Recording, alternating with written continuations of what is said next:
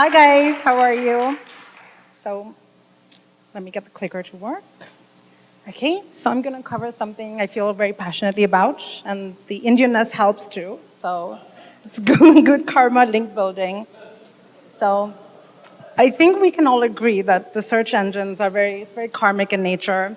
If you do good, you put good content out there, you will do well in the search engines as well with your customers. I mean, SEOmoz, perfect example of that. And especially with the penguin, as Will was mentioning earlier, we have to put good content out there. So today I'm just going to show you really quickly how we can make your company stand out as an expert, make your customers fall in love with you, and earn tons of relevant, high-quality links. Now, if you do all of these, then you will also automatically be rewarded with higher rankings. So really quickly, and I promise it's relevant, what helps me in SEO is my background in journalism and PR. So as a journalist, I produced an Emmy-nominated, multiple award-winning talk show on public television. And in PR, I worked with a ton of different clients from all industries. I helped feature them in top news outlets like ABC News. So let's get started. I'm going to go over a really quick case study, and then I'll share my top 3 tips. So the site I work on is pimslerapproach.com, and we sell language learning courses. Now, our issue was that not many people had heard about us, and we're competing with the likes of Rosetta Stone.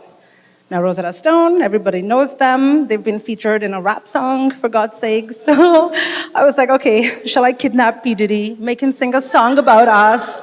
But I think that's bad karma, so maybe not. So now we had to think creatively to come up with some good quality links. And, yes, we had a blog. We have a really great blog, actually. We did tons of fantastic infographics. You can see some examples here. The zombie one got featured on Wired.com, amongst many, many others. So they all did really, really well for us. But what we were missing was high-quality links from very topical and industry-relevant sites.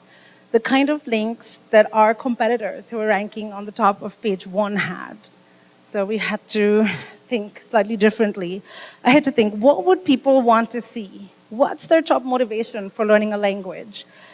What will help them stay on the path to fluency, and what will make our brand look as wonderful and beautiful as it really is, I promise. And ultimately, what would get us high-quality links? So we're quite lucky. We work with some really fantastic people, some agencies to help us with our link building. So we came up with the concept of a language resources center. But then you see so much of this content online. I said, okay, we have to make ourselves stand out because a lot of this information is online already. So that's where some journalism skills came into place. Now remember, as a journalist, we're all just marketers. We're trying to sell our publications through our words.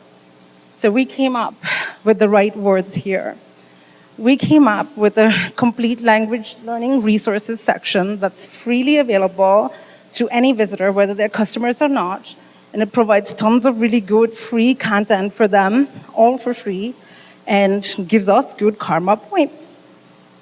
We have things like Spanish vocabulary lists for different languages, and if you press the play button, you can even hear how the word will sound.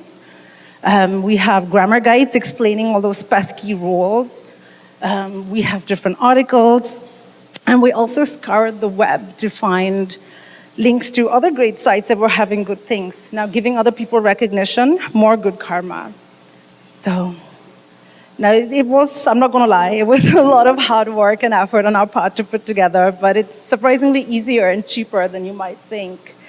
There are lots and lots of starving journalists and writers all over the world, so we harnessed their talent through sites like Odesk and Elance, and we put them to work, had them come up with all this content. And the articles were less than $50 each or around that, and the quality was excellent. You just have to be really careful in selecting your writer, so it's really worth the good effort to choose the right people.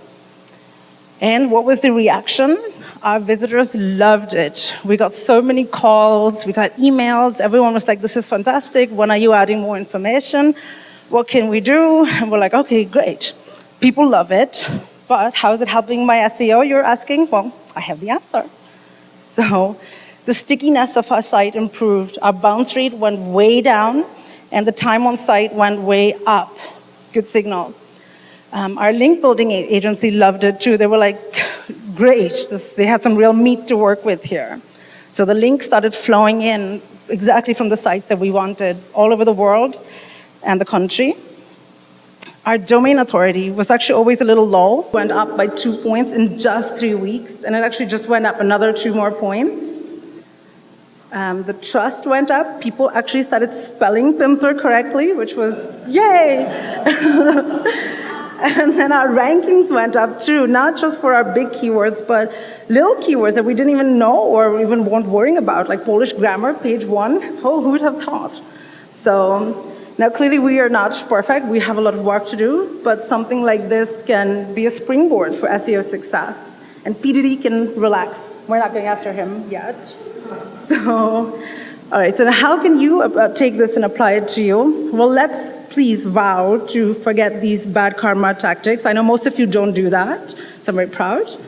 But my 3 pet peeves are article spinning, spammy press releases, no one has that much news, please, and boring keyword-stuffed articles. And if you're not going to want to use it, read it, your mom won't read it, no, don't bother. All these efforts take time and effort to do, so you may as well go and work on the things that will give you the best results, no matter what algorithm update happens. So finally, my good karma tips. 1, think of your consumer. Like, why are they coming to you? What is their goal that you're gonna help them reach? What problem are you solving? Use these to come up with topics that you can then hire poor starving journalists to write content for you, and then put it up on your website. I guarantee this is really good online PR that you can do for yourself, and it will make your brand stand out. If you don't believe me, look at SEOmoz. We all want to become better SEOs, so we go to the website because they have fantastic information and tips. So in doing all of that, it's great PR for them online. So my things, when in doubt, wear a WWRD bracelet, which is what would Ram do. And if you sell these, I want royalties, so. In a church, I know, oh God, don't strike me down. So, then publish link-worthy content. Now, don't just think of your sales page. You'll be limiting yourself. I would say use your blog, use different sections of your website that can garner all these links, and then link that to your main sales page to pass on the SEO value. And if your content is shareable, then you're just helping your link building efforts even more, and it's a good signal in Google's eyes. Finally, think of for Google. So their goal is to pretty much serve you the best content that they can for the most relevant content that they can for the searches that you do. So align your goals with that. Think of what is the most relevant content that you can create for the keywords that your consumers will be searching for, and then you'll take that over. So I guarantee if you do all of this, your rankings will go up and stay up, no matter what algorithm change can happen. Let them throw all the wild animals of the zoo at you and you'll be fine. So sit back, relax, watch the money come in. So thank you very much, guys. I appreciate your time.